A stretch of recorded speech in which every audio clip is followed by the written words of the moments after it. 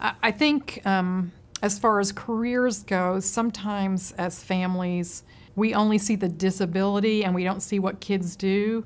So I think sometimes as families, we have to start thinking, what are they good at and what have I seen them like to do? That might be a good job. As you find out what those interests are, then that helps you figure out where your son or daughter might fit. If I look back on Christopher and think about him when he was young, when we go to the grocery store, he would line things up or he would do things like that.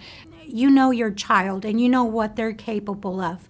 But an outsider, a business, another professional in something he really likes doesn't know him. And are they willing to give him a chance? I told Waterburger, the personnel there, if you hire my son, he's going to bring more people, more business to you. And sure enough, he has. There's a lot more possibilities now for adults with disabilities when they graduate from high school. Christopher works now.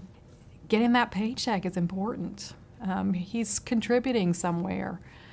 High school, it really hit. It was like, oh my goodness, we are going to be out of here in a few years. And so at that point, I started really working with the transition counselors in the school system, and they helped me develop resumes, put out job applications.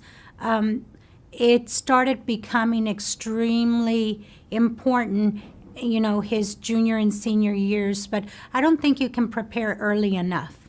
You start down that road with an individualized education program in kindergarten or earlier.